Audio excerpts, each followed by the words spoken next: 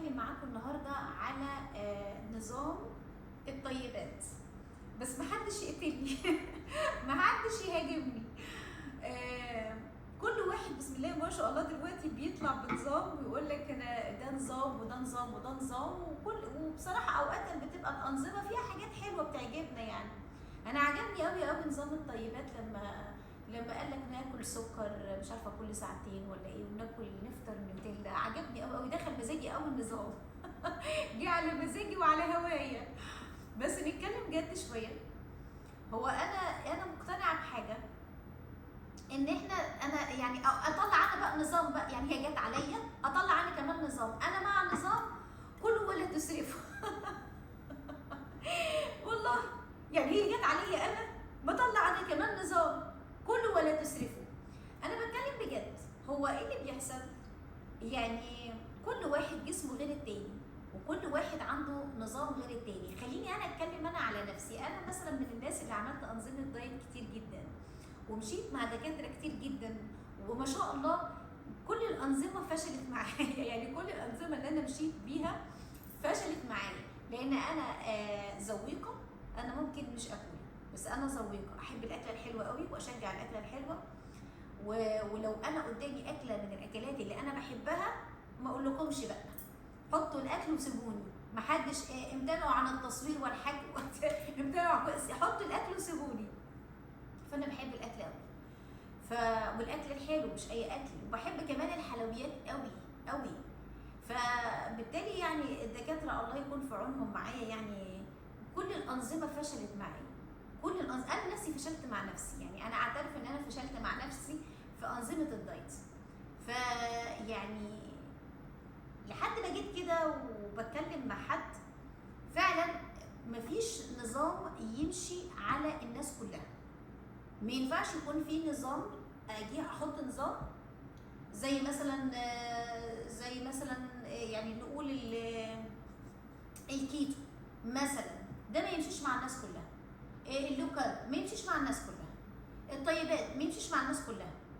يعني مفيش نظام اقدر انا احطه واقول ان النظام ده هيمشي على كل الناس. لا، كل واحد وليه نظام غير التاني، واللي يمشي معايا ما يمشيش مع حد تاني. انا مع ان ايه بقى، اجي مثلا اكل الاكل الحلو ده مثلا، يعني اجي اكله وحاطاه قدامي على طول، الفول والمكسرات بسم الله ما شاء الله، محدش يمنعني محدش يقول لي. انا هاكل، فبعد ما اكل اكتشف ايه بقى، ان الفول بيتعب لي معدتي. فبالتالي يعني حصل ان انا اتفصت وعاوزه اكل. فبالتالي انا لما اجي اكل، انا هنا بعد ما اكل مثلا تعالي معدتي مره، قلت يلا مش مشكله ممكن اكون واكله حاجه قبلها، اجي اكل مره كمان اتفاجئ ان هو بيتعب لي معدتي، بيتعب لي معدتي بجد. هنا انا بقيت دكتوره نفسي، خلاص الاكل ده بيتعب لي معدتي فانا ابعده، ما يناسبنيش. انا ممكن اكله يتعبني، بس غيري ياكله ما يتعبوش عادي. يعني جسمي غير جسم اللي قدامي. انا ممكن اشرب الحليب ما يتعبنيش بس يتعب غيري. انا ممكن اكل الخبز ما يتعبنيش بس يتعب غيري. فبالتالي كل واحد عنده نظام غير التاني. فاللي انا شايفاه كل واحد بيعرف يقيم نفسه كويس. ايه اللي بيتعبك ما تاكلوش.